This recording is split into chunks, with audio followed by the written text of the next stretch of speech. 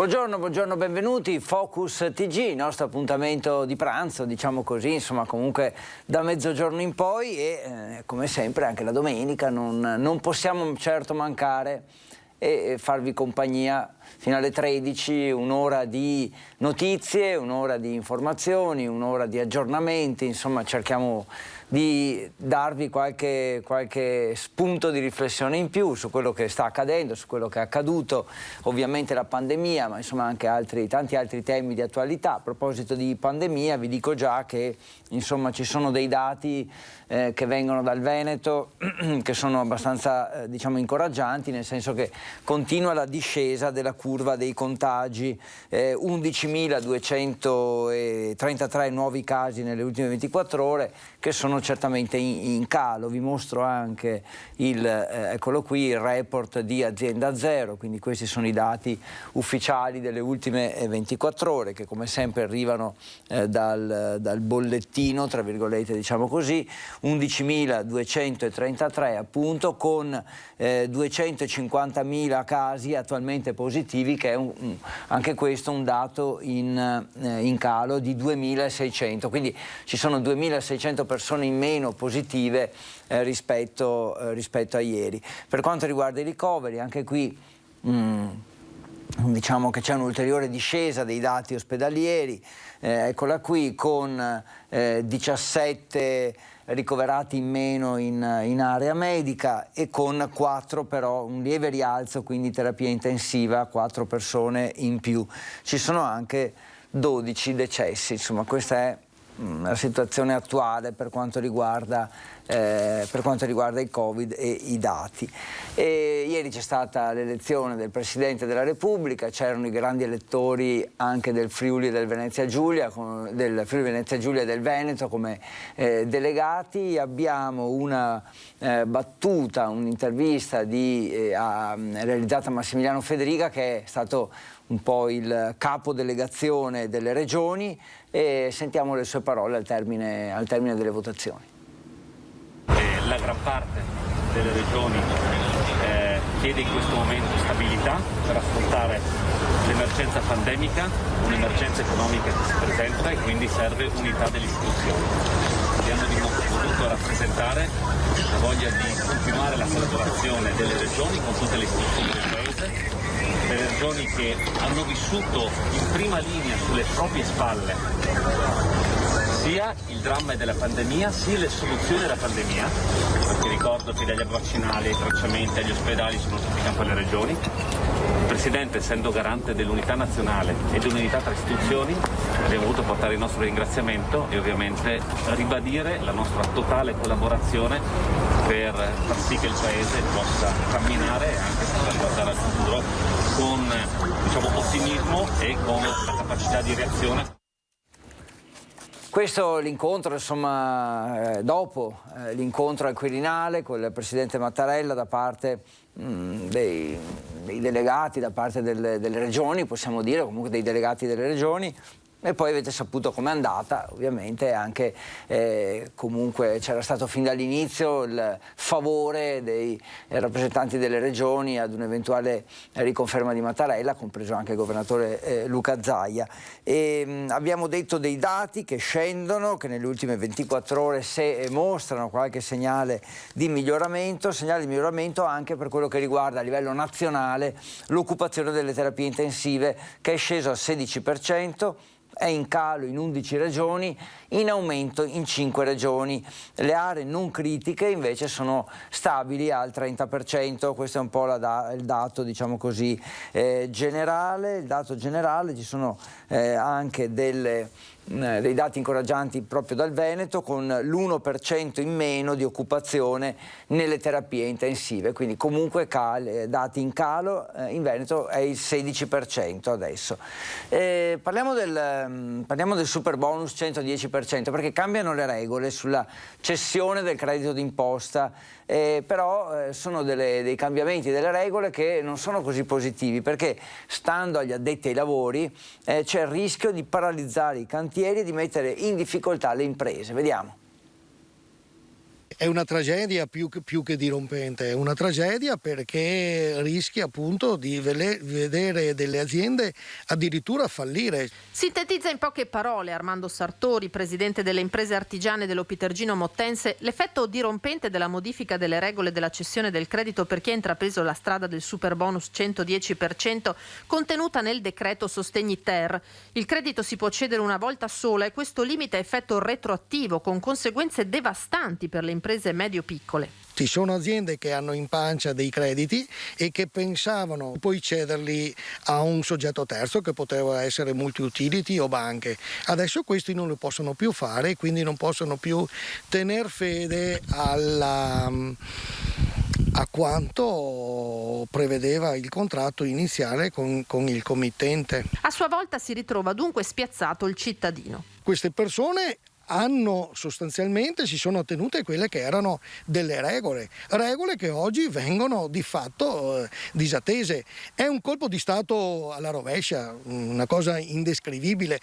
Credo che probabilmente qualche burocrate non si sia neanche reso conto del malanno che ha combinato. Cittadini che si vedono penalizzati nel recupero non della villa di lusso, sottolinea Sartori, ma semmai della casa di famiglia. Noi stiamo ristrutturando prevalentemente le case degli anni 70, erano le case su cui noi siamo cresciuti. È un recupero edilizio importante perché il Veneto, la nostra area, è piena di queste case qui.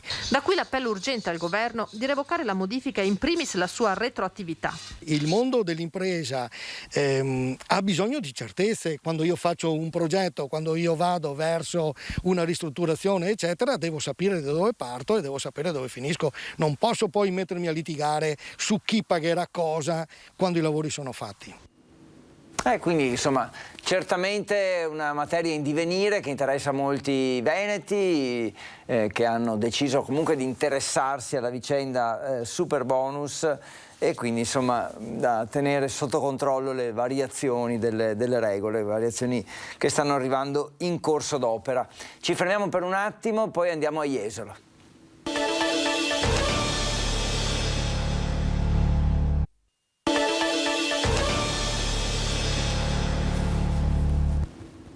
Dodici e 15 minuti, siamo tornati insieme, staremo con voi fino alle 13, il nostro Focus TG di tutti i giorni, dal lunedì alla domenica, e quindi insomma 7 giorni su 7 per aggiornarvi, informarvi, vedere un po' che aria tira anche fuori dallo studio. Abbiamo parlato un po' di pandemia, qualche informazione, qualche dato sull'andamento del Covid. C'è anche la politica e non soltanto quella nazionale, nel senso che a Padova, ad esempio, ha rotto gli indugi Francesco Peghin, imprenditore padovano, che ha ufficializzato la sua candidatura a sindaco di Padova. È tempo di ripartire per un nuovo domani, dice in una lettera aperta in cui si presenta ai padovani, quindi spedita o comunque insomma una lettera aperta alla città in cui insomma racconta i motivi che l'hanno spinto a candidarsi, a mettersi in gioco in prima linea, e racconta chi è, racconta qual è la sua idea di Padova. Insomma sarà una campagna elettorale che lo vedrà contrapposto principalmente al sindaco uscente che si è già ricandidato, Sergio Giordani. Entrambi imprenditori, si conoscono bene, quindi sarà una sfida anche tra due civici, tra virgolette, che al momento non hanno una vera e propria investitura solo dei partiti, anche se poi è ovvio che ci sarà. Andiamo a Jesolo adesso, perché un albergatore stava riaprendo la sua struttura, ma insomma alla fine ha deciso di non aprirla più perché gli è arrivata una bolletta da 17.000 euro, un colpo di grazia che probabilmente insomma lo costringerà a tenere chiusa l'attività. Vediamo. Se il Covid ha dato una mazzata pesante al settore turistico, il caro bollette è stato il colpo di grazia. Lo sta vivendo sulla sua pelle Matteo Rizzante, noto albergatore jesolano, titolare di 7 strutture ricettive, compreso l'Hotel Sorriso. A causa di una bolletta del gas appena ricevuta, Rizzante ha deciso di non riaprire come invece faceva solitamente in questo periodo. Poco più di 17.000 euro nel mese di dicembre, quando lo scorso anno aveva pagato 5.350 euro, meno di un terzo. Ci siamo ritrovati in una situazione qui a gennaio onestamente al di fuori dal nostro controllo, che è appunto quello del caro bolletta, già comunque da noi denunciato nel mese di novembre, poi rinfrescato nel mese di dicembre. Arrivati a gennaio abbiamo dovuto prendere la decisione di non riaprire più alcune delle nostre strutture e concentrare gli sforzi su una sola. Purtroppo questo è uno scenario che so che ha toccato tutte le aziende e toccherà tutte le famiglie. Il grido d'allarme è generalizzato. A Jesolo su 360 hotel solo 30 hanno la licenza per tenere aperto anche d'inverno, commenta Alberto Maschio, il presidente di AIA. Ma il problema si porrà anche per quelli che apriranno in primavera-estate, continua. I più fortunati si troveranno con aumenti del costo dell'energia del 208%, altri arriveranno al 280% e di aiuti dal governo non ne arrivano. Il non affrontare l'argomento dell'ultimo trimestre lo trovo veramente un arrangiatevi. Ecco, non so come tradurglielo politicamente, non sono politico, ma la realtà è questa. E oggi appunto ho dovuto prendere la decisione di due strutture in realtà che normalmente in questo periodo sono aperte, ecco, dal punto di vista dell'hotellerie saranno chiuse. Rizzante posticiperà dunque l'apertura a marzo, ma l'amarezza è tanta. È un brutto lavorare, la situazione è peggiore dell'anno scorso dal punto di vista mentale, dal punto di vista psicologico, perché sono riusciti a creare secondo noi una grande fobia, c'è una paura di uscire che insomma si può tastare e questo lo vivono un po' tutte le realtà. È futuro difficile quindi per molti imprenditori con questa vicenda delle bollette, dei rincari, per alcuni davvero una botta, un colpo duro da assorbire. Questo avviene in tutta Italia. Ancora il Covid, perché vi dico che l'andamento della curva della pandemia è abbastanza diverso nelle varie province italiane. La maggioranza però ha superato il picco, alcune devono ancora raggiungerlo e fra quelle che lo hanno superato già, alcune sono in fase di stasi, cioè è ferma la curva, altre sono in discesa debole e altre ancora c'è addirittura un aumento, quindi insomma la situazione è ancora complicata, picchi alti, Vicenza ad esempio, Bolzano, Forlì, Cesena, Ravenna sono le curve ancora in crescita, ancora con dei picchi alti. A Vicenza 3.198 casi su 100.000 abitanti, che è un numero piuttosto alto, e poi come dicevo debole diminuzione o addirittura aumento, però abbiamo visto i dati di Azienda Zero, l'azienda sanitaria regionale del Veneto, che insomma parla di numeri comunque, anche se in lieve calo, comunque in calo. Nella sanità, tra medici, infermieri, operatori sociosanitari, ci sono 2.000 persone a casa alle prese con il Covid e questo ovviamente crea delle difficoltà negli ospedali. Sentiamo il punto della situazione. Oltre 253.000 veneti attualmente positivi con 15.600 nuovi contagi nelle ultime 24 ore. La curva è in calo, seppur lieve, fa sperare che la fase più critica di questa quarta ondata anche il Veneto stia per lasciarsela alle spalle. Pesante ancora il numero delle vittime, 36 nel bollettino odierno, ma i ricoveri, pur restando su numeri elevati, sono in calo sia in area medica, meno 31, che in terapia intensiva, meno 12. È chiaro che le strutture ospedaliere sono ancora in difficoltà, questo bisogna dirlo, perché noi oggi abbiamo la situazione, come in tantissime altre attività economiche, non solo, di molto personale positivo. Stimiamo attorno alle 2.000 persone del sistema sanitario regionale, quindi tra medici, operatori, infermieri, OSS e quant'altri, positivi, che quindi sono a casa, e quindi è chiaro che mancando questa forza lavoro le strutture sono in difficoltà e in affanno. Anche il sistema sanitario rispecchia quanto sta accadendo nel resto della società, le prese con una variante Omicron ormai quasi totalitaria, molto diffusiva e che sta tenendo chiuse a casa decine di migliaia di persone. Fortunatamente la stragrande maggioranza è vaccinata ed i sintomi sono lievi. Nella maggior parte dei casi con sintomi, come nel mio caso, molto lievi, quasi da asintomatici. Io ho fatto 2 giorni con un po' di tosse e naso chiuso, però permane la positività. E quindi io credo insomma che anche i tavoli di lavoro che ci sono a livello nazionale rispetto alla definizione di caso, rispetto a come gestire un'ondata come questa, e quindi con molte persone che sono bloccate, anche quelle dei servizi essenziali, pensiamo anche al mondo della sanità o altre categorie molto importanti, sia fondamentale. Di qui le richieste delle regioni al governo di rivedere le regole su isolamenti o quarantene e asintomatici. Auguriamo che settimana prossima, come anche per la scuola, perché almeno queste sono le notizie che noi abbiamo, ci siamo tutti resi conti che è impossibile applicare il famoso protocollo nuovo per quanto riguarda la scuola, con l'autosorveglianza, con il monitoraggio, la quarantena, i tamponi al T0, al T5, cioè nessuna regione ce la fa, questo bisogna dirlo, e quindi mi sembra di capire che anche c'è un ripensamento cercando anche di evitare appunto una trafila di questo tipo, che vuol dire ritardi e vuol dire complicazioni. Vi ho detto poco fa i dati del Veneto, insomma ci sono ancora molti nuovi positivi, però che sono, per la precisione, nelle ultime 24 ore in Veneto sono stati 11.233, però insomma è un numero in calo sicuramente rispetto ai giorni scorsi, 12 le vittime, un lieve rialzo nelle terapie intensive, ma un calo netto, 17 posti liberi tra virgolette nelle aree mediche, quindi insomma speriamo che continui così, ecco, verrebbe da dire. Parliamo della tragedia del 12enne padovano che era stato colto da un infarto durante la sua prima gara di atletica nel Trevigiano, Carlo Alberto Conte. Insomma è stato deciso che il funerale si svolgerà martedì a Padova.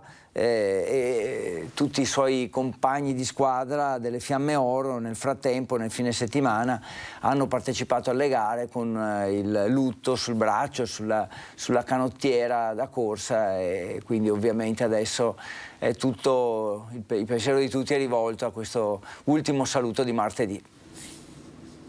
Sarà la Basilica del Santo, la stessa dove si erano riuniti i compagni per lui il lunedì scorso, ad accompagnare la famiglia nell'ultimo saluto a Carlo Alberto Conte. 12 anni, il giovanissimo atleta delle Fiamme Oro Padova si è spento martedì scorso dopo essere stato colto da un infarto domenica a Vittorio Veneto durante la sua prima gara di atletica. Una morte dolorosa e difficile da accettare per mamma Valentina, che 6 anni fa aveva già perso il fratello Luca, per il papà Dino Massimiliano e per la sorella, che si sono aggrappati in questi giorni al grande affetto che li ha travolti e alla loro fede.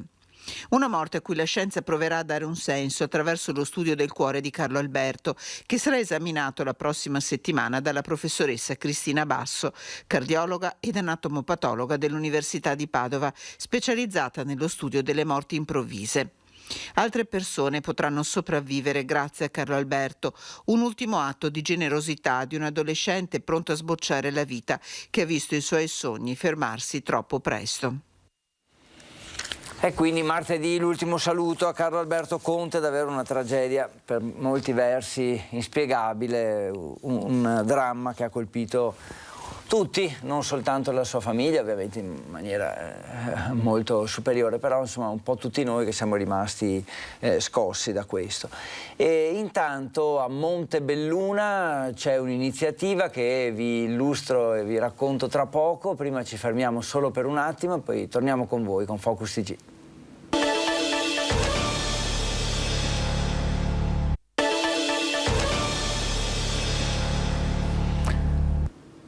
(12:29) di domenica 30 gennaio, siamo insieme da mezzogiorno, ancora mezz'ora da trascorrere insieme. Abbiamo visto un po' cosa sta accadendo nel nostro Veneto, nel nostro nord-est più in generale, le curve della pandemia, ma anche insomma informazioni, notizie. Arriva una notizia anche da Bassano, un paio di fotografie da mostrarvi, arriva dai vigili del fuoco e dai carabinieri che stanno indagando, vediamo se riesco a farvi vedere queste fotografie che raccontano di quello che è accaduto questa notte, dicevo, in via Dante Alighieri a Bassano, dove i pompieri sono stati chiamati perché c'era un incendio che aveva coinvolto 2 auto e eccolo qui, e in realtà oltre alle auto poi i vigili del fuoco, che poi erano una quindicina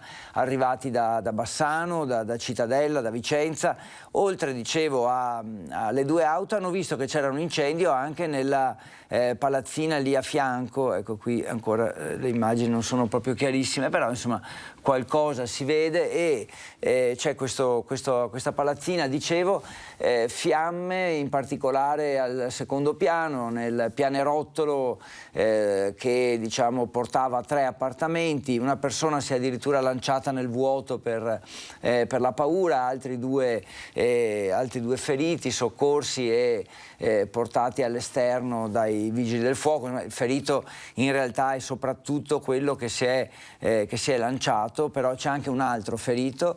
Evacuati, dicevo, dagli appartamenti altre 3 persone grazie alle scale dei vigili del fuoco, e insomma c'è una persona ustionata e quest'uomo che si è lanciato dalla finestra. Le cause dell'incendio sono al vaglio dei tecnici, dei vigili del fuoco, ma anche i carabinieri stanno indagando, sul posto ovviamente anche il 118 con 2 ambulanze.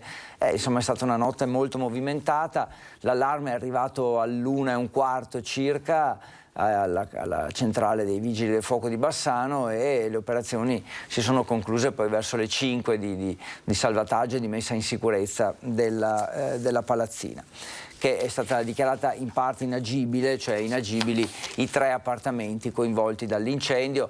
Le fiamme nel pianerottolo, invece danni da fumo anche all'interno degli appartamenti, perché il fumo poi è penetrato all'interno delle stanze. A Montebelluna, intanto, vi dicevo, è stata inaugurata la panchina bianca dedicata a Mattia Battistetti e a tutti i morti sul lavoro. È la vicenda del giovane che purtroppo è morto nell'ultimo giorno del suo stage. Un ringraziamento particolare lo voglio fare a Luciano, nonno di Mattia, che con tanta sofferenza ma anche affetto ha ridipinto mettendo a nuovo questa panchina. La panchina bianca, con una targa ai caduti sul lavoro collocata a 2 passi dal comune di Montebelluna, è dedicata a Mattia Battistetti, il 23enne morto il 29 aprile scorso in un cantiere a Montebelluna, e ad Andrea Soligo, il 25enne sposato con 2 figli, rimasto vittima in un'azienda di Tezze sul Brenta lo scorso 5 gennaio. Anna, sorella di Mattia, ha letto una poesia. Si lavora per mantenere la famiglia, si lavora per crearsi un avvenire, si lavora non di certo per morire. Abbiamo voluto questa panchina, ha continuato la mamma di Mattia, Monica Micchialin, perché sia un segno visibile a tutti. Basta parole, dobbiamo fare qualcosa di concreto. La panchina bianca vuole essere anche un messaggio per quei datori di lavoro responsabili di questi omicidi, ai quali poco importa la sicurezza dei loro operai, preferendo il profitto e il guadagno alla vita umana. Alla cerimonia erano presenti Monsignor Antonio Genovese, il sindaco Adalberto Bordina, con diversi assessori e consiglieri comunali, i rappresentanti di CGIL e CISL e di diverse associazioni, operai, cittadini ed amici. Tutti insieme per fermare le stragi nei cantieri. Ricordo che nel 2021 solo in Italia sono stati 1404. I sindacati presenti hanno richiesto maggiori controlli negli ambienti di lavoro e più personale affidato allo Spisal, il servizio dell'ASL che si occupa di sicurezza negli ambienti di lavoro. Servono atti concreti per affrontare il tema delle morti sul lavoro. Il primo atto concreto è aumentare il numero dei controlli e degli ispettori, della loro preparazione, perché se siamo sui territori per controllare i luoghi di lavoro possiamo impedire queste tragedie. Cambiare l'approccio culturale a partire dall'applicazione dei contratti collettivi sottoscritti dalle organizzazioni maggiormente rappresentative. Lì abbiamo tutta la strumentazione per fare la prevenzione e la formazione per combattere questa piaga. Un tema tristemente attuale con la morte di Lorenzo Parelli, il 18enne morto il 21 gennaio all'ultimo giorno di tirocinio alla Burimec di Lauzacco, colpito da una barra d'acciaio di 150 kg. Un pensiero, Monica, lo ha rivolto anche a lui. Ho pensato alla sua mamma e al suo papà di quel ragazzo. Ho pensato a lui, alle sue ali spezzate.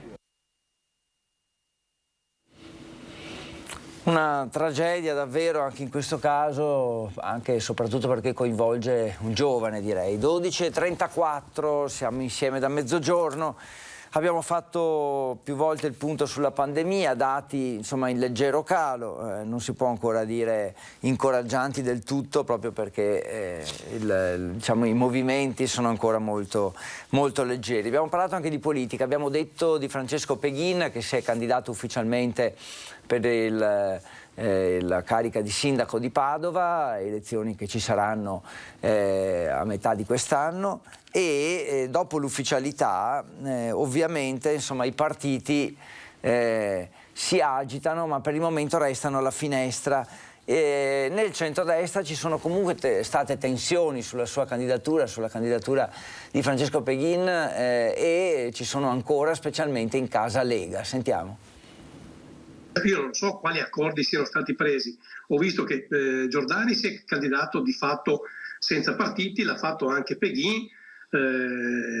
Immagino che ci sarà un secondo momento dove si farà la comunicazione ufficiale con tutti i partiti e le civiche che sostengono Peghin. Immagino. Osservatore attento si definisce Roberto Marcato, che di Padova non è cittadino, ma ha presieduto, sindaco Bitonci, il parlamentino di Palazzo Moroni. Ma se Marcato attende l'ufficialità per partire con la campagna elettorale a sostegno di Francesco Peghin, nome che sarebbe stato benedetto dallo stesso Salvini e che di sicuro è sostenuto dal direttivo regionale della Lega, chi resta più freddo è il padovano doc Fabrizio Boron. Sinceramente l'ho saputo da voi, insomma, perché mi pare che ci sia stato un comunicato stampa e non una presentazione ufficiale. Quindi è stata una reazione di un candidato che forse si sapeva già che ci sarebbe stato. Stiamo partendo anche su una candidatura senza avere chiaramente quale sia un programma. Ecco, questo forse anch'io mi sarei aspettato qualcosa di più. Se questa è la situazione in casa Lega, anche Fratelli d'Italia, che la prossima settimana riunirà il Circolo di Padova, annuncia che sul tavolo dell'appoggio a Peghin, non incontrato sinora dal segretario cittadino Gabriele Zanon, metterà prima di tutto un programma. Occhi puntati per tutti su domenica, quando, ancora da capire quale sarà la forma, partirà in modo ufficiale la candidatura per ora civica dell'imprenditore Francesco Peghin. Nel frattempo non esclude nulla Fabrizio Boron. Se qualcuno ha voglia di parlare dei temi della città, dei problemi della città, dei problemi dei cittadini, sono a disposizione. Se questo non avverrà, io sarò sempre dalla parte dei cittadini, quindi nei prossimi giorni, prossime settimane deciderò cosa fare. Chi spera che non accada nulla e che alla fine si converga pancia a terra su Peghin è Roberto Marcato. Io spero davvero di cuore che Fabrizio non prenda altre vie, perché ovviamente dovesse candidarsi per conto proprio, di fatto si mette fuori e dalla maggioranza, ma soprattutto dalla Lega, cosa che sarebbe per me dolorosa. Io non ho mai avuto certezze in tasca, ho solo detto ascoltiamo i padovani. Purtroppo forse per ascoltare i padovani bisogna un attimino scendere, no? E andare in mezzo alla gente. So che Roberto è uno che scende in mezzo alla gente e so benissimo che lui sa cosa la gente dice in giro. A volte ci vuole anche coraggio, però. E vedremo, ovviamente qui ci sono sviluppi che sono attesi anche a breve. E interviene sulla rielezione del presidente Mattarella anche il presidente di Confcommercio Veneto, Patrizio Bertin. Il paese aveva e ha bisogno di stabilità e continuità, quindi in pratica l'unica combinazione che possa garantire questo al momento è l'unione tra Mattarella e Draghi. Quindi Camere di Commercio ovviamente che sono in allerta per vedere un po' quello che accadrà. La richiesta alla politica è di mettersi al lavoro sui temi della crisi, della pandemia, e in Veneto insomma si aspettano anche però risposte sull'autonomia a più di 4 anni dal referendum, lo ricorda il presidente di Confcommercio Patrizio Bertin, quindi insomma cominciano ad arrivare anche le prime reazioni da parte del mondo economico e produttivo. In una nostra intervista esclusiva a Media Nord-Est, il principe Maurice Agosti, gran maestro di cerimonia di tutti i carnevali in Laguna, fa alcune rivelazioni su come sarà il prossimo Carnevale di Venezia, che è in programma a partire dal 12 di febbraio. Il carnevale a Venezia ci sarà, mentre Vera e il Comune stanno lavorando alacremente dietro le quinte per definire il programma, la rassicurazione che tutti aspettavano non poteva che arrivare da lui, uno dei simboli del carnevale veneziano, il principe Maurice. Ciao a tutti, sono il principe Maurice, maschera mascherina, per parlare di un carnevale che si farà. Si farà, Venezia si sta preparando, io sono un buon ritiro nella campagna trevigiana per cercare di interpretare al meglio questo straordinario carnevale veramente della rinascita, un rinascimento, finalmente si farà in presenza, anche se ci sarà pure una parte in streaming che l'anno scorso aveva avuto un discreto successo. Ecco come si svolgerà la festa. Tutta la città sarà un gran teatro, a disposizione delle maschere che vorranno passeggiare e esibirsi e forse anche farsi documentare per partecipare magari in maniera virtuale al concorso. Le Marie ci saranno soprattutto le feste nei palazzi, contingentate, tutte controllate, in grande sicurezza ovviamente, a partire da quella del Casinò, il gala ufficiale a Can Vendramin Calergi, nel quale sarò maestro di cerimonie. Confermato anche il corteo acqueo. La promessa è stata mantenuta, confidiamo che tutto possa procedere per il meglio e vi aspettiamo dal 12 dove ci sarà il consueto corteo acqueo di Cannaregio fatto in maniera estremamente filologica e sostanzialmente riservato ai veneziani, è un evento totalmente e assolutamente veneziano, e poi a partire dal 19 fino al 1 di marzo, dal 19 febbraio fino al 1 di marzo, tutta la città e i palazzi con le maschere stupende più che mai che ci verranno a trovare. E allora tutti in attesa del Carnevale di Venezia, ci fermiamo per un attimo, poi andiamo a Bassano.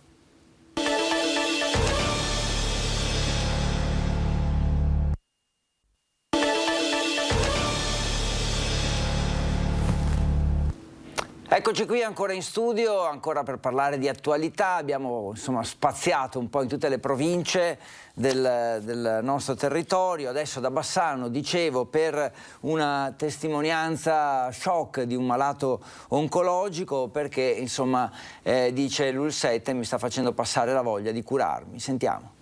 Sto pensando, se vai nel caso di dover fare tutto questo casino, o smettermi di curarmi, perché io quasi ho deciso di non curarmi più.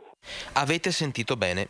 Una frase, una testimonianza, una decisione che solo ad ascoltarla fa raggelare il sangue nelle vene. A parlare è un 85enne malato oncologico che ha vissuto e sta vivendo sulla sua pelle la disorganizzazione dell'ULS7.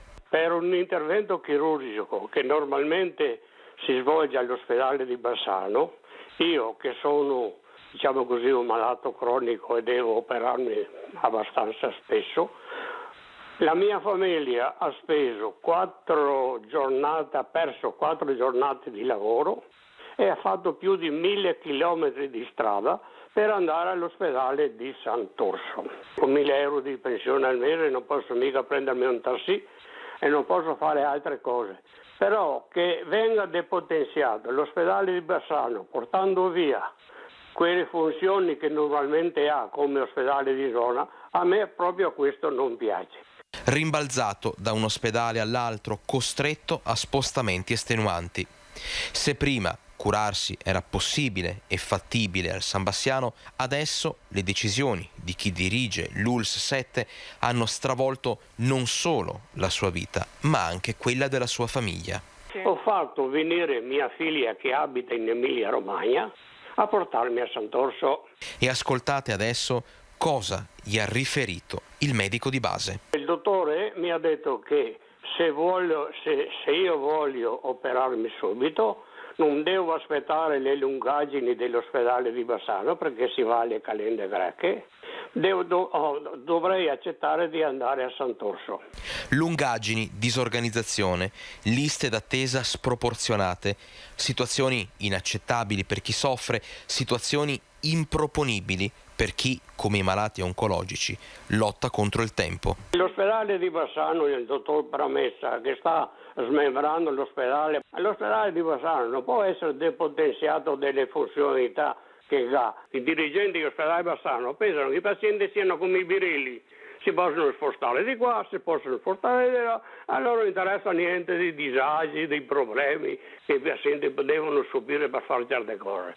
E pensare che c'è chi continua a dire che all'ULSS 7 va tutto bene. Forse queste persone dovrebbero ascoltare meglio queste parole. Sto pensando, se vai nel caso di dover fare tutto questo casino, o smettermi di curarmi, perché io quasi ho deciso di non curarmi più. Testimonianza forte davvero che preoccupa, ecco, per quello che può essere il futuro della sanità nella pedemontana.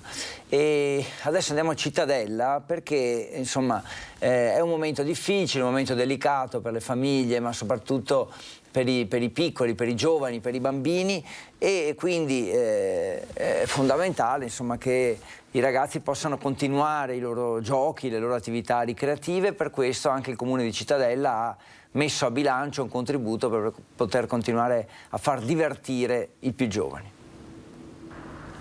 È stato prorogato al 15 febbraio il bando aperto dal Comune di Cittadella a sostegno delle attività ludico-ricreative extrascolastiche dei ragazzi.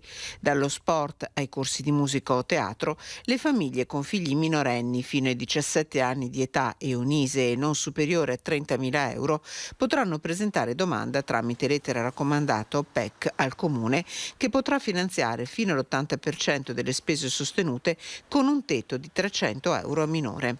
Le famiglie con più figli potranno presentare domanda per ciascuno di loro. Per informazioni si possono contattare i numeri 049 94 13 475 o 049 94 13 457.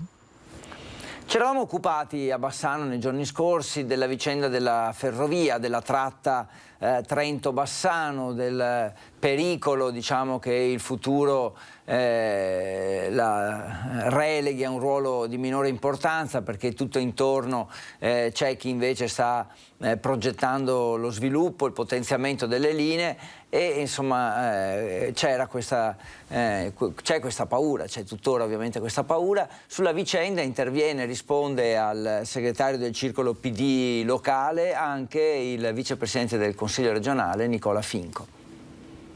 Il segretario del PD locale, prima di attaccare, dovrebbe informarsi. La Regione del Veneto già da tempo sta lavorando sul progetto di elettrificazione della Bassano Trento e proprio le progettazioni sono state concluse nel corso del 2021. Queste le parole del vicepresidente del Consiglio regionale Nicola Finco a seguito delle affermazioni del segretario di circolo del Partito Democratico di Bassano Luigi Tasca, intervenuto recentemente con una nota dove annuncia che Bassano si afferma al palo e sempre più isolata dal resto del Veneto, ma Finco fa notare le problematiche che la regione e di conseguenza la rete ferroviaria italiana si trovano ad affrontare. L'ammontare totale della spesa è intorno ai 250 milioni di euro, una cifra veramente importante, ma questa cifra è dovuta soprattutto alle difficoltà che ha questa rete ferroviaria, in quanto nel tratto Bassano-Primorano ci sono numerose gallerie. Inoltre Finco ribadisce che le attività relative al progetto di fattibilità dell'elettrificazione sono state completate nel 2021 con la strutturazione di 3 pacchetti progettuali. Noi in questo momento stiamo chiedendo dei treni veloci, magari con 2 o 3 fermate al massimo,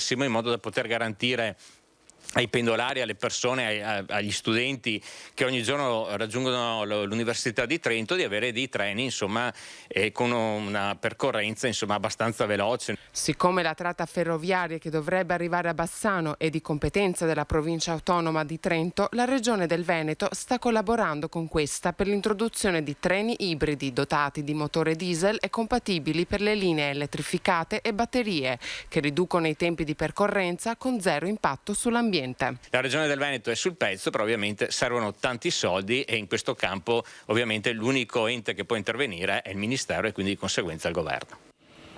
Fatto un po' il quadro della situazione allora sulle ferrovie nella tratta Bassano-Trento, ma insomma più in generale nella pedemontana, vi mostro, è arrivato oltre al numero di contagi e alla situazione negli ospedali, è arrivato anche il report sulle vaccinazioni, e vediamo che ieri sono state somministrate 43.000 dosi, questo è il numero, di cui 2.000 prime dosi circa e 34.000 addizionali, cioè booster, oltre a 6.000 seconde dosi in pratica. Quindi insomma prosegue la campagna di vaccinazione. Volevo darvi un po' di informazioni numeriche, quindi farvi vedere proprio come sta andando nel dettaglio. 43.000 e tra l'altro insomma siamo sempre con tutte le dosi arrivate in Veneto che vengono utilizzate senza che ne restino, diciamo, in magazzino. Vabbè, questo è il numero, l'andamento, la progressione della campagna vaccinale.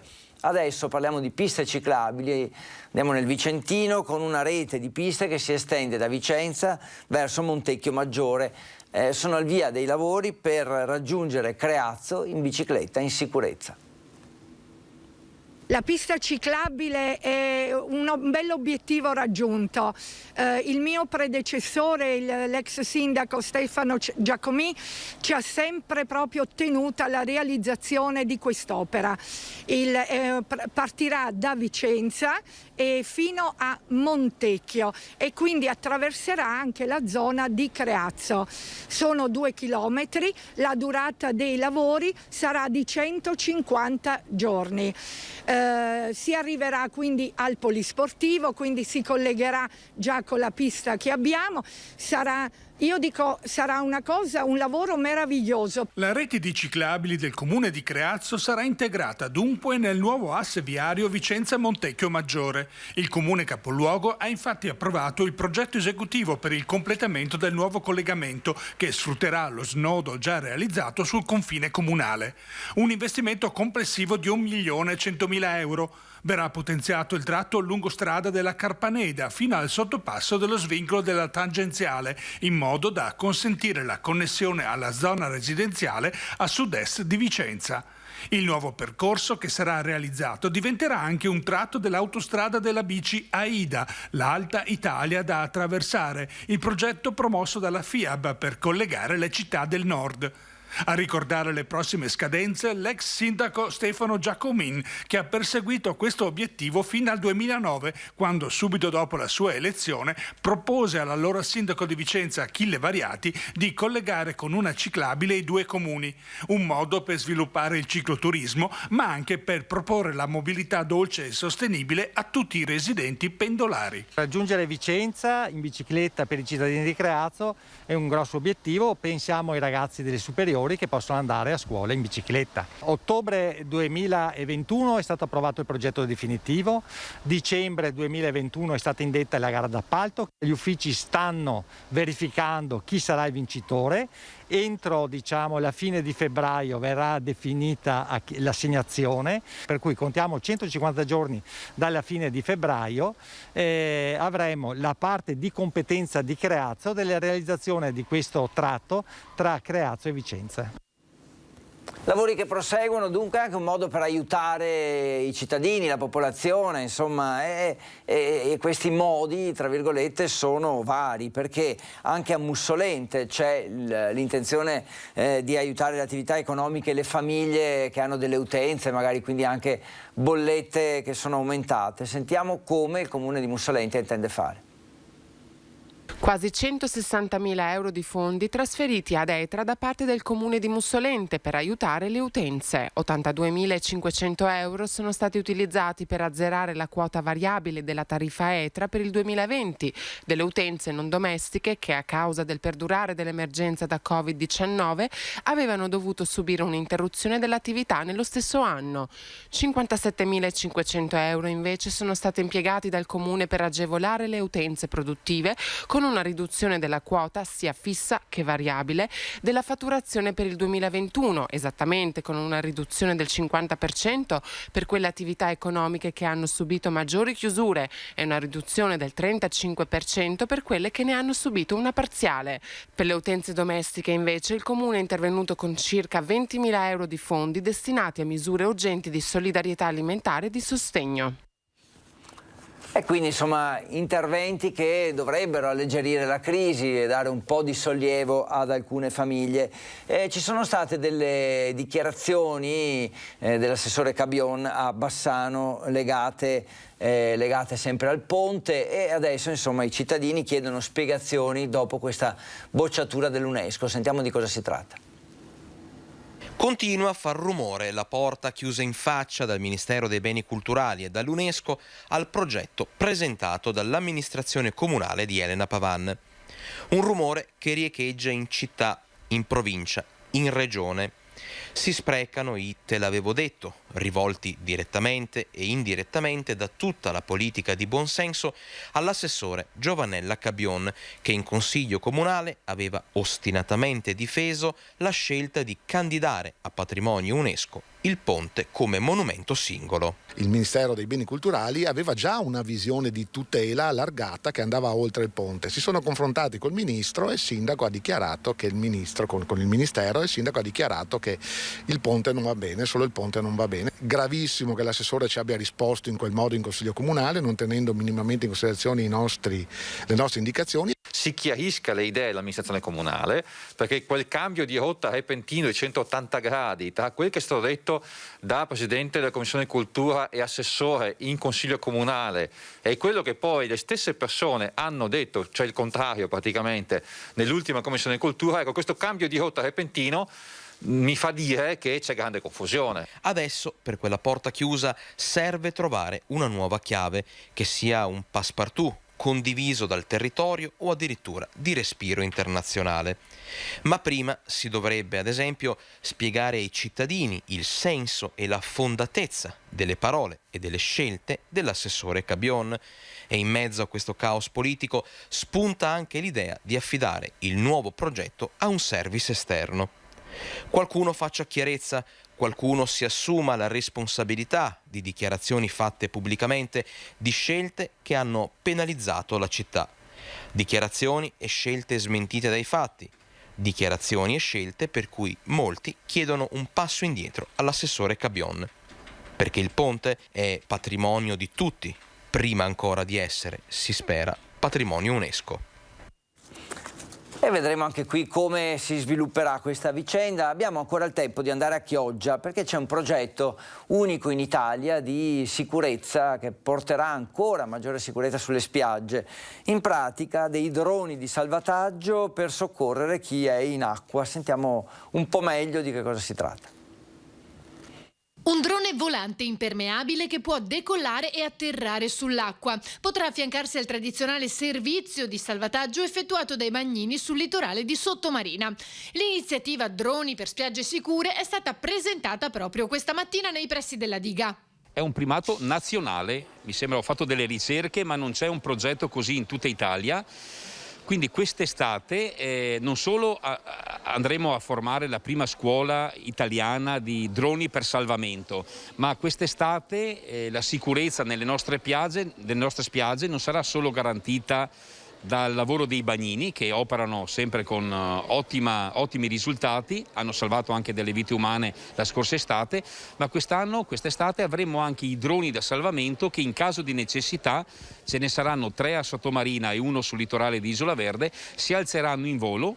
E una volta raggiunta la persona in difficoltà, le verrà lanciato un salvagente che si gonfierà a contatto con l'acqua. È un'iniziativa meravigliosa, noi gestiamo sostanzialmente il servizio di salvataggio di tutte le località di Chioggia, abbiamo 53 postazioni di salvataggio, cardioprotette tra l'altro, e il nostro litorale ha 6 punti di primo soccorso nel caso in cui ce ne fosse bisogno. Questo servizio di SAT integra in qualche maniera un servizio che per noi è già eccellente. Dal 1 giugno al 31 agosto, 7 giorni su 7 per 4 ore la mattina e 4 al pomeriggio, con 3 piloti operativi e 1 di riserva, il servizio sarà attivo. Beh, insomma, senza dubbio qualcosa di molto innovativo, e tutto quello che viene per aiutare la sicurezza è ovviamente ben accetto. Ci fermiamo, sono le 13.